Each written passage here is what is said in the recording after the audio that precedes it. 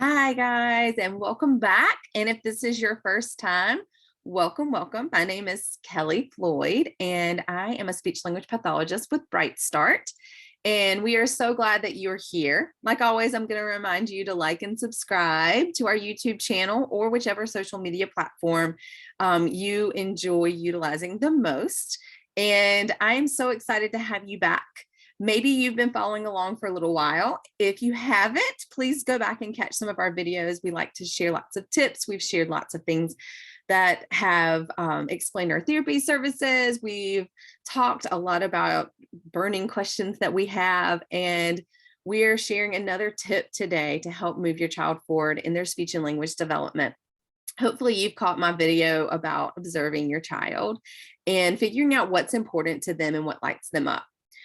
One of the things that we find often is that toys are not the thing that light our children up. So many parents say, you know what, they really don't like toys. They don't play with their toys, they don't pay attention to their toys, and they don't engage with their toys. And I'm here to tell you that that is not a bad thing. That just means they're not quite to the developmental level where toys are important to them, and that's okay. We'll probably get there. But just because they aren't interested in toys doesn't mean that there isn't something that they are interested in. And usually with kids like this, what we're going to begin with are social games. And that just means we're going to engage your child with us. We're going to engage your child with you. And we're going to play games with them that they find fun. We often do silly songs, peekaboo, hide and seek, but we're going to do things that have to do with your child paying attention to you, or if I'm your therapist, to me. One of my favorite social games is the Where Aware game. And you can play this a variety of different ways. And then you can take it and run with it and generalize it into lots of different areas. But I'm going to start out with just the simple way. You can do this with an itty bitty bitty baby. You can do this with an older baby. You can do this even with young toddlers. And most of the time, they find it very engaging. It's very similar to a peekaboo game, but we put a song to it. And you can use props with this. So you can just use yourself and your hands, and you can do it like this. You can hide behind a piece of furniture or something that's nearby and do this game. Or one of my favorite ways to do this is utilizing a burp cloth or a smaller blanket to put on my head first, and then if the child is open to it and it's not something that scares them and they're averse to, even on the child's head. And so what happens is we either hide behind something, behind our hands, and we sing a song and we say, where, oh, where is Kelly? Where can Kelly be? And then we pause, and then we remove whatever is hiding our face and we say, here I am. Woo! And then the child usually giggles and laughs. And if they're interested in that, then we engage with them with that. Now, there are lots of things that I'm looking for whenever we do this. The first thing I'm looking for is, does the child even know I'm there? Does the child know mom or dad or whatever caregiver is with us is there? Are they aware of us in their environment? So I'm looking for awareness first. Then, if they are aware, I'm looking for engagement. And that just might mean a smile, an eye gaze. They're looking in our direction. They realize that we're doing something over there and they want to engage with us. Oftentimes, the next thing that they do from engagement, and engagement even might look like they're the ones who pull the thing off of my head or off of their own head. They're engaging in that. The next thing that we're looking for is for them to initiate that game again and want to play that game again. And so that might mean that they bring the blanket to you. Occasionally they'll start swaying and start doing the tune of the song. Another thing that they might do is they might put something on their own head because they want you to do that, or they might come and cover your eyes or cover their own eyes. Those are all ways that they are initiating that game again. And then we're looking for participation. And sometimes initiation and participation go hand in hand. So they might initiate it by putting their hands over their eyes, and then they continue to engage and participate in that play.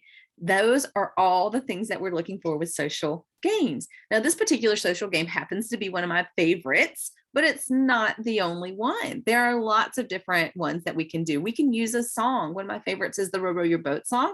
And I like to use the version where at the end you say, if you see an alligator, don't forget to scream. Ah! Again, this is something that kids often can and will imitate and do. And again, we're just looking for that awareness first. Do they even know that we're doing this? Are they interested in this thing that we're doing? If they're not interested in it, we can try to get their interest, but if they're not interested in it, that's okay. Are they wanting to engage and initiate and participate in this task? Oftentimes we use lots of body movement with, for instance, the Row Row Your Boat. So we might be moving their bodies and our bodies back and forth together. And then at the end, I either put my hands on my face or I put my hands on their face, or sometimes I help them put their hands on their face, right? Another really fun would be your songs that have hand motions to them. So a fun social game might be Wheels on the Bus or the Itsy Bitsy Spider, if those are things that your child enjoys.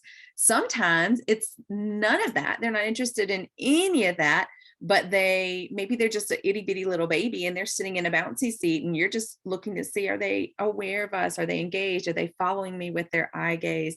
Does their facial expression change when I engage with them? And so that could be as simple as going, ah, and just touching them. That is a social game.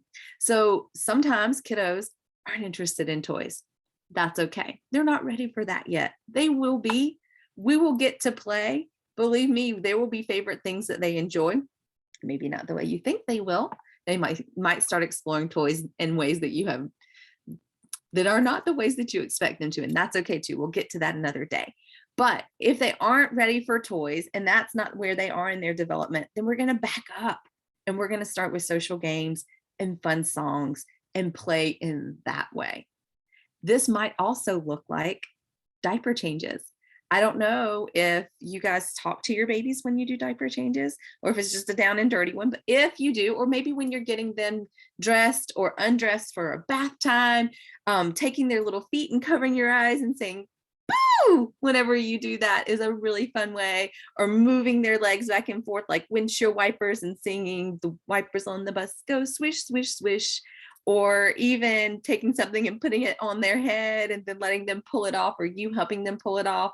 And then you just are giving that eye contact and those giggles and those laughs. Those are connections that all happen before language starts. And those are social games and they're really fun. And they're a great way to connect with your child, build some rapport and some relationship. And they're a great foundation for language. I hope this has been helpful, and I hope that you join us again next time. Don't forget to like, follow, subscribe so that you get notifications whenever we put these tips out. Have a great day.